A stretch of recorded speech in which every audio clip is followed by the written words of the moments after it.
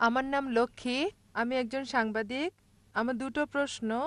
একটি হলো পরিবার পরিকল্পনা নিয়ে। আমাকে আমার অন্য এক মুসলিম বন্ধু বলেছে যে আপনারা পরিবার পরিকল্পনা সমর্থন করেন না। আমি নিশ্চিত সম্ভবত আমার দাদি নানিদের সময় খুব বেশি খুশি হতো ১০-১৫টা সন্তান জন্ম দিলে।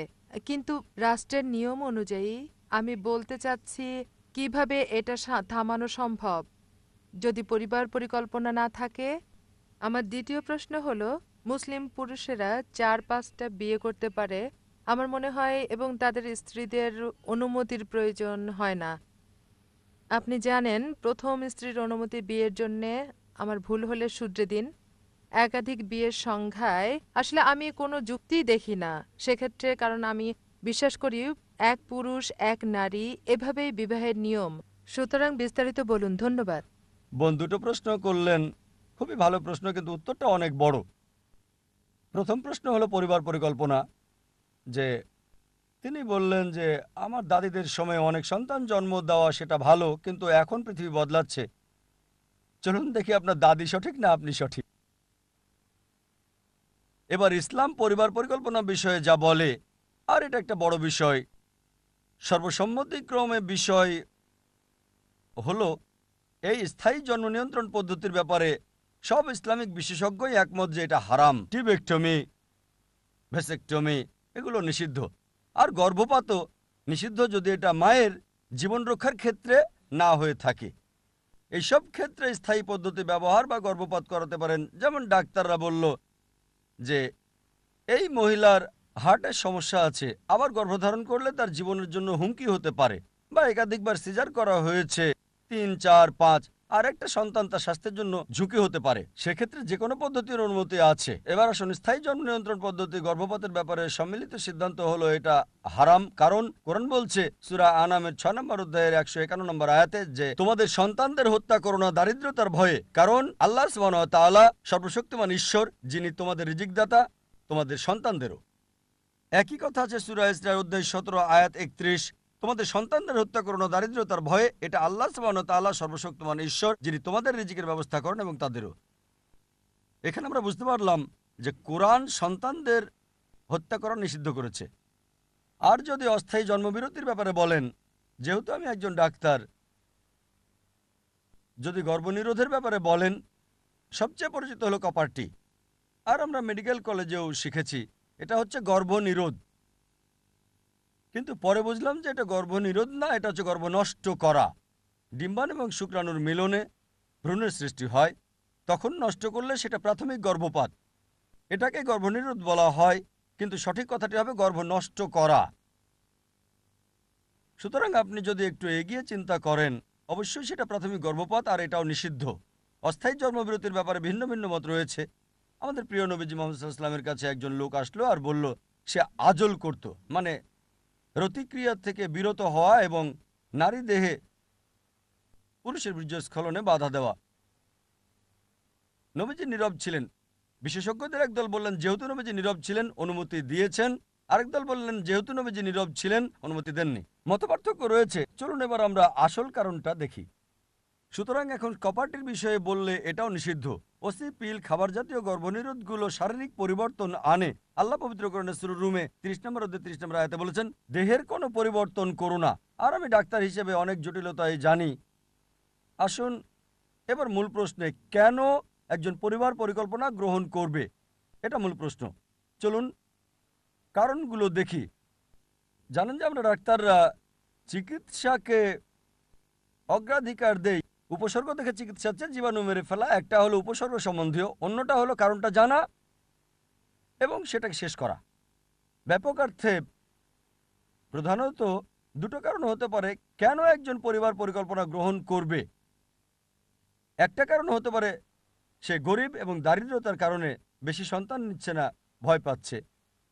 আরেকটা কারণ হতে পারে সে ধনী কিন্তু কম সন্তান নিলে সুযোগ বেশি, তাদেরকে ডাক্তার ইঞ্জিনিয়ার ইত্যাদি বানাতে পারবে। এবার প্রথম কারণটা দেখি। যদি কেউ গরিব হয়ে থাকে, ইসলাম দারিদ্রতার সমাধান দিয়েছে। মানুষ হত্যা করো না, সমাধান হলো জাকাত।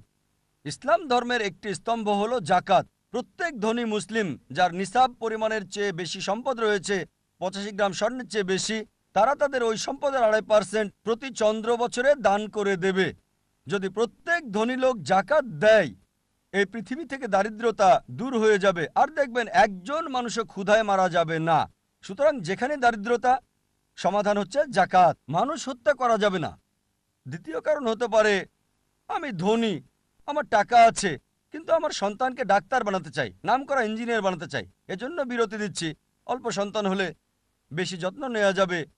বোন, আমি আমার পিতামাতার পঞ্চম সন্তান, যদি তারা পরিবার পরিকল্পনা গ্রহণ করতো আমি এখানে আসতে পারতাম না। বোন, আপনি কি জানেন আমি একজন মেডিকেল ডাক্তার, আর বর্তমান সমাজে সবচেয়ে ভালো যে পেশা সেটা মেডিকেল ডাক্তার, ঠিক? আমি কি সমাজের জন্য আশীর্বাদ না অভিশাপ? বোন, আমি পিতামাতার পঞ্চম সন্তান। যদি আমার পিতামাতা পরিবার পরিকল্পনা গ্রহণ করত তাহলে আমি এখানে থাকতে পারতাম না। আর আমি আমার ডাক্তারি পেশা ছেড়ে দিয়েছি আরো ভালো পেশার জন্য, তা হলো সত্য প্রচার করা। আল্লাহ বলেন পবিত্র কোরআনে সূরা ফুসিলাতের 31 নম্বর আয়াতে, ওয়ামান আহসানু ক্বালাম মিম্মান দা ইলাল্লাহি ওয়া আমিলা সালিহান ওয়া ক্বালা ইন্নানি মিনাল মুসলিমিন। তার কথার চেয়ে আর কার কথা উত্তম যে মানুষকে ডাকে প্রভুর দিকে, মহান আল্লাহর দিকে, সৎকর্ম করে আর বলে আমি তাদেরই একজন যে নিজের ইচ্ছাকে সমর্পণ করে আল্লাহর কাছে। আমি ডাক্তার হতে চেয়েছি কারণ আমি মনে করেছি যে এটাই সেরা পেশা, এটা ভালো পেশা। আমি মন্দ বলছি না, কিন্তু আমি আরো ভালো পেশা পেয়েছি। দেহের ডাক্তার হচ্ছে, আমি আত্মার ডাক্তার হয়েছি। যদি মেডিকেল ডাক্তার হতাম তবে এখানে 10-15 হাজার মানুষ পেতাম না, ঠিক? দেহের ডাক্তারের কথা শুনতে আপনি এখানে আসতেন না, আত্মার ডাক্তারের কথা শুনতে এসেছেন। যখনই ভালো পেশা পেলাম, শরীরের ডাক্তার না হয়ে আমি হয়ে গেলাম আত্মার ডাক্তার। তাহলে কি আমি সমাজের জন্য আশীর্বাদ না অভিশাপ? অতএব এটা ভুল ধারণা। এখন যদি বিরতির কথা বলেন, তবে সর্বশক্তিমান ঈশ্বর একটা প্রাকৃতিক বিরতি দিয়েছেন, ল্যাকটেশন অ্যামেনোরিয়া, বুকের দুধ খাওয়ানো। বুকের দুধ খাওয়ানোর সময়টা স্বাভাবিক বিরতি, কিন্তু আধুনিক মহিলারা দুধ খাওয়াতে চান না, কারণ দেহের সৌন্দর্য নষ্ট হয়ে যাবে। সর্বশক্তিমান ঈশ্বর ল্যাকটেশন অ্যামেনোরিয়ার ব্যবস্থা করেছেন। আর এখন মানুষের একটা ভুল ধারণা যে যদি কম সন্তান থাকে তবে ভালোভাবে শিক্ষিত করা যাবে। আপনি নোবেল পুরস্কার বিজয়ীদের ইতিহাসটা একটু ভালো করে দেখেন, তাদের কেউই একমাত্র সন্তান ছিলেন না। অনেকেই ছিলেন দ্বিতীয়, তৃতীয়, চতুর্থ, পঞ্চম সন্তান। তারা নোবেল বিজয়ী ছিলেন, মেধাবী ছিলেন। সুতরাং এটা ভুল ধারণা। আর এই কারণেই কোরআন সূরা আনাম অধ্যায় 6 আয়াত 151 এবং সূরা ইসরা অধ্যায় 17 আয়াত 31 একই কথা বলছে। প্রথম আয়াত সূরা আনাম অধ্যায় 6 আয়াত 151 বলছে, দারিদ্র্যের ভয়ে সন্তানদের হত্যা করো না, এটা আল্লাহ সুবহানাহু ওয়া তাআলা সর্বশক্তিমান ঈশ্বর, যিনি তোমাদের রিজিক দেন এবং তোমাদের সন্তানদের। এই আয়াতে বলা হয়েছে গরিব লোকদের একাধিক সন্তানের ব্যাপারে, আমি মরবো আর আমার সন্তানও মরবে। পরবর্তী আয়াত সূরা ইসরা অধ্যায় 17 আয়াত 31 বলছে উল্টো কথা, দারিদ্রতার ভয়ে সন্তানদের হত্যা করো না, এটা সর্বশক্তিমান ঈশ্বর, যিনি তোমাদের সন্তানদের খাওয়ান এবং তোমাদেরও। কেন উল্টো কথা বলছে? দ্বিতীয় আয়াতটা ধনীদের বলছে, চিন্তার কারণ নেই, একাধিক সন্তান থাকলে মরবে না, সে তার সন্তানকে নিয়ে উদ্বিগ্ন, তাই ঈশ্বর বলছেন তিনি সন্তানদের রিজিকের ব্যবস্থা করবেন এবং তোমাদেরও।